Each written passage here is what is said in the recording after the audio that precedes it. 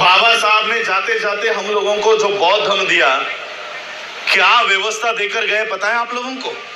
1950 में बाबा साहब अंबेडकर पहली बार वर्ल्ड फेलोशिप ऑफ बुद्धिस्ट के कॉन्फ्रेंस में गए। 28 देशों के प्रतिनिधि उसमें थे। 1954 में बाबा साहब तीसरी वर्ल्ड फेलोशिप ऑफ बुद्धिस्ट के कॉन्फ्रेंस में गए। 54 कंट्रीज के रिप्रेजेंटेटिव्स, प्रेसिडेंट्स, राष्ट्रपति, सीएम, प्राइम मिनिस्टर उस कॉन्फ्रेंस में थे। 1956 में बाबा साहब चौथी वर्ल्ड फेलोशिप ऑफ बुद्धिस्ट की कॉन्फ्रेंस में गए। आज बाबा साहब अंबेडकर जी ने हमको 125 देशों के साथ जोड़ रखा है। 125 देश, 125 देशों के साथ बाबा साहब ने हमको जोड़ रखा है। हमको ये बात ही पता नहीं। हमारे यहाँ पर उना कांड होता है, हमारे यहाँ पर गुजरात में लोगों को पीटा जाता है, हम लोग वहीं पर आंदोलन कर रहे हैं। हम लोग खुद को दलित बता रहे हैं। यह दलित शब्द भारत के बाहर कहीं नहीं है। श्रीलंका में आप जाओ और पूछो दलित यहाँ कहाँ रहता है, वो कहेंगे what do you mean by Dalit. Japan में जाओ, यहाँ पर दलितों की बस्ती कहाँ पर है पूछो। चाइना में जाके पूछो यहाँ पर दलित कॉलोनी कहाँ पर है, दलित सोसाइटी कहाँ पर है। अरे आज हम लोग यहाँ पर संकल्प दिन पर आए हैं, हमको भी कुछ संकल्प आज लेने चाहिए। हमको और एक संकल्प यहाँ से लेकर जाना है कि हम लोग इसके आगे दलित शब्द का उपयोग कभी नहीं करेंगे। हम बौद्ध हैं और बौद्ध ही हम खुद को लगाएंगे। उना के लोगों को मारा जाता है, पीटा जाता है, नाम आता है दलितों को पीटा गया। यूनाइटेड नेशन तक ये बात गई है, कोई मदद को नहीं आया कोई मदद के लिए, क्योंकि भारत के बाहर दलितों की कोई देश नहीं है, दलितों का कोई व्यवस्था नहीं है। यही लोग अगर बौद्ध होते हैं तो इन बौद्धों का जागतिक स्तर पर आवाज उठाने का काम मैं अपने मन से करूंगा। इतनी गवाही मैं आज आपको देता हूं और ये काम मैंने किया। मैं सिर्फ घोषणा नहीं कर रहा। बाबा साहब अंबेडकर जी के स्टैच्यू को तमिलनाडु में दिन दहाड़े तलवार से तोड़ा गया। आप लोगों ने वीडियो देखा होगा। सभी लोग व्हाट्सएप पर फॉरवर्ड कर रहे थे, निंदा कर रहे थे, लेकिन मैंने व्हाट्सएप पे कोई प्रतिक्रिया नहीं दी, फेसबुक पे कोई प्रतिक्रिया नहीं दी। जो 3 वीडियोस मुझे मिले, कोई तलवार से तोड़ रहा है, कोई बाबा साहब की मूर्ति की विटंबना कर रहा है, दिन दहाड़े पुलिस वाले भी देख रहे हैं। ये सारे वीडियो उठाए और यूनाइटेड नेशंस को भेज दिए। यूनाइटेड नेशन को लेटर के साथ भेज दिया कि देखो डॉक्टर बाबा साहब अंबेडकर जी ने इस देश में बौद्ध धर्म का पुनर्जीवन यहाँ पर पुनर्स्थापन किया है। उन बोधिसत्व बाबा साहब अंबेडकर जी की मूर्ति को किस तरह से आरएसएस के लोग तोड़ रहे हैं, हमारी मदद कीजिए। यूनाइटेड नेशन ने मुझे रिप्लाई भेजा और कहा आप आपकी बात विस्तार से हमारे सामने रखिए कि क्या बौद्धों के ऊपर वहां पर हो रहा है। और इसलिए बाबा साहब ने जो व्यवस्था हमारे हाथ में दी है, क्या व्यवस्था है पता है? हमारे बच्चे को किसी ने गाल पर भी यहाँ पर वडोदरा में चाटा लगा दिया। पूरे विश्व के बौद्ध आपके समर्थन में इस बड़ौदा में आ सकते हैं। इतनी ताकत बाबा साहब ने हमारे हाथों में रख दी है। इस ताकत को हमको पहचानना होगा। बौद्ध धर्म के माध्यम से इस आंदोलन को हमको खड़ा करना होगा। जापान में मैं 2018 में गया, 2017 में गया और वहां पर मैंने उनके सामने मांग कर दी है कि हमको भारत में हमारी शिक्षा बंद कर दी जा रही है, हमारे बच्चों को शिक्षा से वंचित किया जा रहा है। और इसलिए हमको भारत में उस समय सम्राट अशोका के कार्यकाल में 17 यूनिवर्सिटीज हमारे भारत में थी, 17 विश्वविद्यालय थी। आज हमारे पास एक स्कूल भी नहीं है। मैंने वर्ल्ड फेलोशिप ऑफ बुद्धिस्ट के सामने मांग की है कि हमको बुद्धिस्ट यूनिवर्सिटी भारत में खड़ी करनी है। ये बुद्धिस्ट यूनिवर्सिटी भी हम भारत में ला रहे हैं। ये काम हमको भारत में बाबा साहब के ये आंदोलन पूरा करना होगा। देखो बाबा साहब अगर चाहते तो क्या शुगर फैक्ट्री खड़ी नहीं कर सकते थे? बाबा साहब अगर चाहते तो ये कपड़ों की इंडस्ट्री खड़ी नहीं कर सकते थे? Textile mill, paper industry. Baba Saheb अगर चाहते कि मुझे पैसे कमाने हैं, मुझे बड़ा आदमी बनना है तो बाबा साहब कोई भी इंडस्ट्री खड़ी कर सकते थे, लेकिन बाबा साहब ने पैसे कमाने के लिए शुगर फैक्ट्री, टेक्सटाइल मिल नहीं डाली। मेरे समाज के बच्चे पढ़ने चाहिए, इसलिए पीपल्स एजुकेशन सोसाइटी खड़ी की। हम लोगों को उस एजुकेशनल मूवमेंट को खड़ा करना होगा। हम लोगों को इन सारे बाबा साहब अंबेडकर जी के बातों को आज खड़ा करना होगा, और इसलिए इस संकल्प भूमि से हमको ये बात आज पूरी करके यहां से मन में लेकर जानी है कि बाबा साहब के अधूरे रहे हुए जो काम है वो हमको पूरे करने हैं। बड़ी संघर्ष से ये कारवा यहां तक लेकर आए। बाबा साहब की आर्थिक हालात नहीं थी, बाबा साहब की शारीरिक परिस्थिति नहीं थी। 4-4 बच्चे बाबा साहब ने इस जमीन में दफना कर बाबा साहब ने ये मूवमेंट खड़ी की है। बाबा साहब की आखिरी दिनों में उनकी बहुत इच्छा थी कि मेरे इस कारवा को, मेरा ये समाज आगे बढ़ाए। 18 मार्च को बाबा साहब ने अपनी व्यथा आगरा के भाषण में बताई। बाबा साहब ने कहा कि बड़ी मुश्किल से मैं ये कारवा यहां तक लेकर आया हूं, लेकिन इसको आगे लेकर जाने वाला कोई भी मुझे नहीं दिखाई दे रहा। 18 मार्च को बाबा साहब कहते हैं कि मुझे पढ़े लिखे लोगों ने धोखा दिया, पढ़े लिखे लोगों ने मुझे धोखा दिया। आज बाबा साहब हमको धोखेबाज कहते हैं।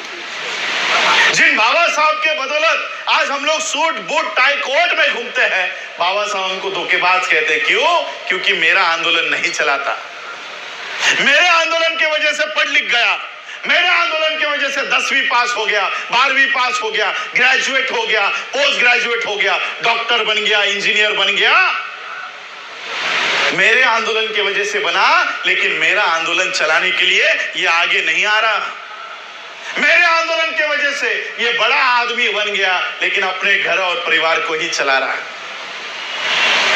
बाबा साहब के आंदोलन के तरफ देखता भी नहीं।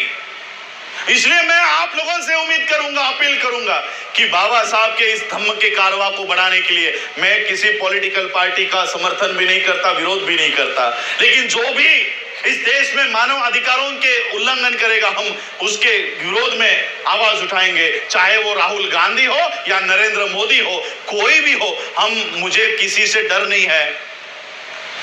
ये आज जो ताकत मुझे बोलने की मिली है, ये बाबा साहब के संविधान से मिली है। आज भी इस देश में मेरे बाप का कानून लागू है, नरेंद्र मोदी के बाप का नहीं।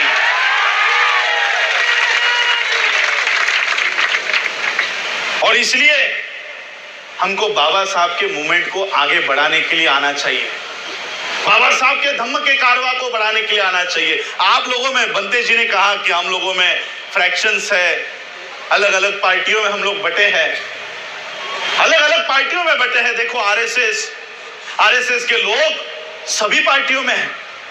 मैं एक दिन आज तक पर कोई डिबेट देख रहा था, कांग्रेस के यहां से तिवारी, बीजेपी के यहां से त्रिपाठी, वो सीपीआई के यहां से कुलकर्णी, और आम आदमी पार्टी के यहां से देश पांडे, सभी ब्राह्मण अलग अलग पार्टियों से चर्चा में बैठे हैं।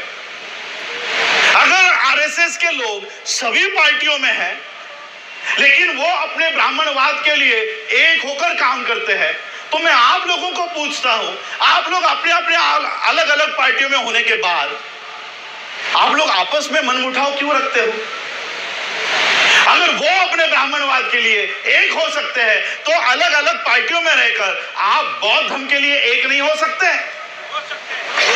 जिस तरह से आप लोग विहार में जाते हो, बौद्ध विहार में जाते हो, अपने चप्पल जूते बाहर रखते हो, मैं आपसे अपील करूंगा, इस बौद्ध धर्म के मूवमेंट में आते हुए अपने अपनी पार्टियां बाहर रखो और बौद्ध बन के एक आओ, एक होकर लड़ो। बाबा साहब के इस बौद्ध धर्म के मूवमेंट को हमको आगे बढ़ाना है। पॉलिटिक्स तो इन लोगों ने हमारा खत्म कर दिया। इस बौद्ध धर्म के मिशन को आगे लेकर हमको अपने हक और अधिकार की लड़ाई लड़नी है। देखो बाबा साहब की संपत्ति क्या है, बाबा साहब की प्रॉपर्टी क्या है। मुझे पूछते हैं कि बाबा साहब के प्रॉपर्टी से आपको कितना हिस्सा मिला, क्या क्या मिला, कौन सा बंगला मिला, कौन सी कॉलेज मिली। मैं आज आपको बाबा साहब के प्रॉपर्टी के बारे में बताना चाहता हूं। बाबा साहब जब उनका महापरिनिर्वाण हुआ, तब तक बाबा साहब 4 डिपार्टमेंट के मंत्री रह चुके थे। मंत्री 4 डिपार्टमेंट के 4 खाते के मंत्री थे। आज कोई एक सादा नगर सेवक, आप लोग क्या कहते हो, कॉर्पोरेटर भी कोई बन जाता है लोकल बॉडी में, तो वो 5 साल में इतना पैसा कमा लेता है कि उसके साथ पुष्टे बैठकर खा सके, इतने पैसे वो कमा लेता है एक टर्म में। तो बाबा साहब तो मंत्री थे, बाबा साहब ने कितने पैसे कमाए होंगे? 4 डिपार्टमेंट के मंत्री के पास कितने पैसे होंगे? जब बाबा साहब का महापरिनिर्वाण हो गया तब उनके बैंक अकाउंट में 15,000 रुपए थे, और किसी बैंक का बाबा साहब पर कर्जा था। 4 डिपार्टमेंट के मंत्री रह चुके बाबा साहब, उनके खाते में 15,000, तो बाबा साहब की प्रॉपर्टी क्या है? तो बाबा साहब की संपत्ति क्या है? आज मैं आप लोगों को बाबा साहब की संपत्ति जाहिर करता हूं। बाबा साहब के बाद इस देश में, हमारे समाज में जो डॉक्टर बने, इंजीनियर बने, प्रोफेसर बने, लॉयर बने, ये है बाबा साहब की सही संपत्ति। ये बाबा साहब की सही संपत्ति है। वारिस किसे कहते हैं पता है? वारिस जो संपत्ति में अपना हक देता, हक मांगता है ना, उसको कहते हैं वारिस।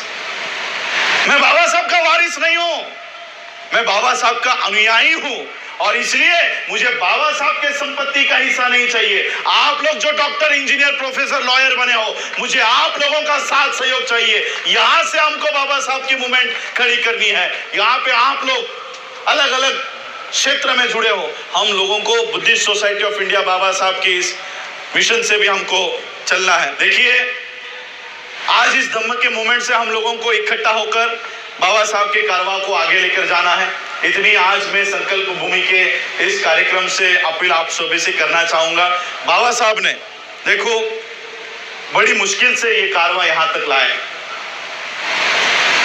और इसलिए मैं जाते जाते आप लोगों को 2 पंक्तियां सुनाकर अपनी बात को विराम देना चाहूंगा।